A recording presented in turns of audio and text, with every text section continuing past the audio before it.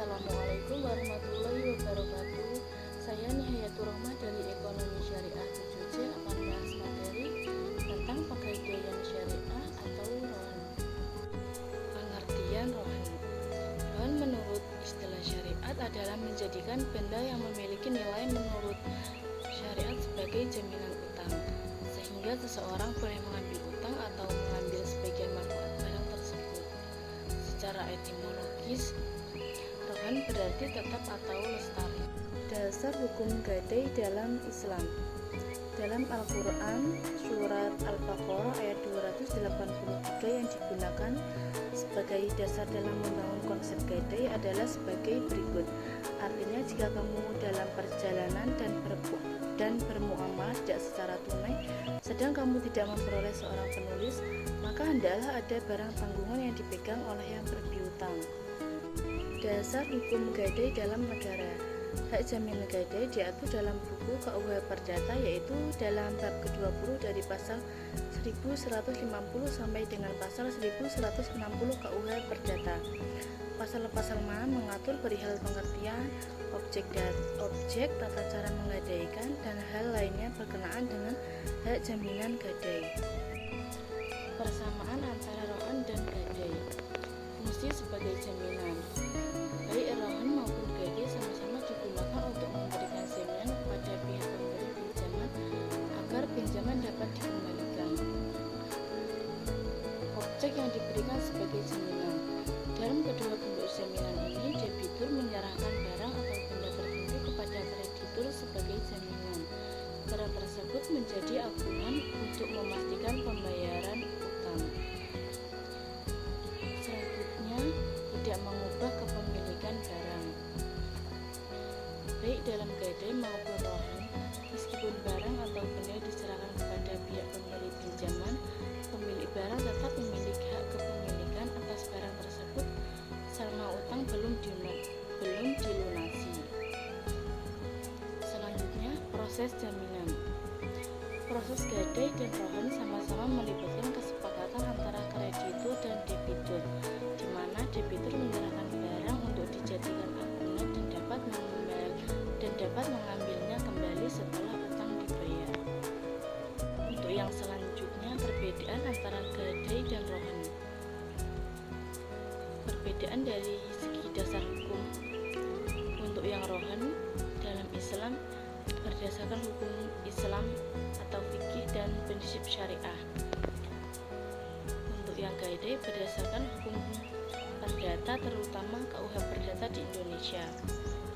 Dari segi objek jaminan, yang rohan, objek yang dijadikan jaminan biasanya berupa barang yang bernilai atau tertentu, misalnya emas, uang, atau properti. Untuk yang gadai, objek jaminan bisa berupa barang bergerak atau tidak bergerak seperti kendaraan, rumah, atau barang berharga lainnya. Dari perlakuan terhadap barang. Yang dari rohan, barang jaminan dalam rohan harus disimpan oleh kreditur dengan baik dan tidak boleh dipergunakan oleh kreditur karena statusnya adalah amanah. Dalam gadai, barang jaminan boleh disimpan oleh kreditur, tetapi ada kemungkinan barang tersebut digunakan atau dipindahkan oleh pemberi gadai selama ada kesepakatan yang jelas. Yang selanjutnya dari hukum terkait suku bunga. Dari rohan tidak boleh ada bunga atau riba dalam transaksi rohan, karena prinsipnya berdasarkan syariah, jika ada biaya harus jelas dan wajar, misalnya biaya penyimpanan. Untuk yang dari gadai bisa menggunakan bunga atau riba sesuai dengan ketentuan dalam hukum perdata atau kebijakan lembaga keuangan.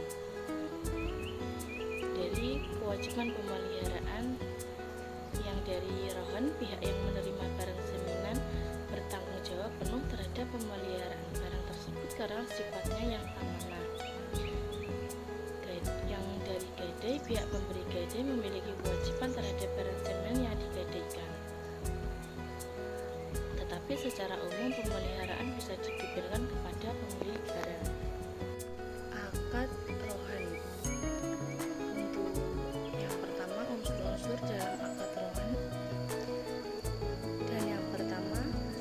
pihak yang terlibat, yang kedua barang yang dijaminkan, yang ketiga pinjaman, yang keempat biaya penyimpanan. Selanjutnya prinsip-prinsip dalam akad rohan: kepemilikan barang tetap pada debitur, keamanan dan pemeliharaan barang tanpa riba, dan jaminan untuk utang. Selanjutnya akad rohan. Akad rohan dalam konteks keuangan syariah adalah sebuah perjanjian atau kontrak yang digunakan untuk meminjamkan uang dengan memberikan barang sebagai jaminan atau agunan. Dalam akad rohan, peminjam atau debitur yang menyerahkan barang tertentu yang bernilai kepada pihak yang memberikan pinjaman atau disebut kreditur sebagai jaminan untuk mendapatkan pinjaman. Akad ini memiliki ketentuan dan prinsip yang harus mengikuti hukum syariah, termasuk larangan praktik riba dan memastikan kejelasan serta keadilan dalam transaksi. Selanjutnya, contoh implementasi rohan dan gadai dalam perbankan. Untuk yang rohan, misalnya seorang nasabah mengajukan pinjaman sebesar 10 juta rupiah di bank syariah sebagai jaminan. Nasabah menyerahkan emas 10 gram kepada bank.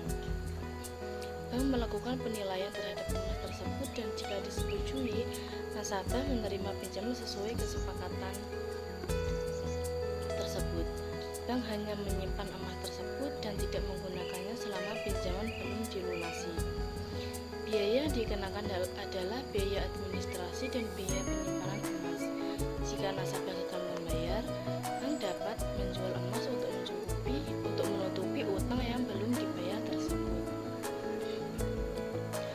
Untuk yang gadai, contohnya seorang nasabah mengajukan pinjaman sebesar 5 juta rupiah ke bank konvensional dan menyerahkan BPKB mobil sebagai jaminan. Bank melakukan penilaian terhadap mobil tersebut dan memberikan pinjaman yang disepakati. Bank mengenakan bunga atas pinjaman yang diberikan dan nasabah wajib melunasi pinjaman beserta bunga sesuai dengan jangka waktu yang telah disepakati. Jika nasabah gagal membayar, bank berhak menjual mobil yang digadaikan untuk menutupi utang yang belum dilunasi. Sekian penjelasan dari saya. Jika ada kurang lebihnya, saya mohon maaf. Wassalamualaikum warahmatullahi wabarakatuh.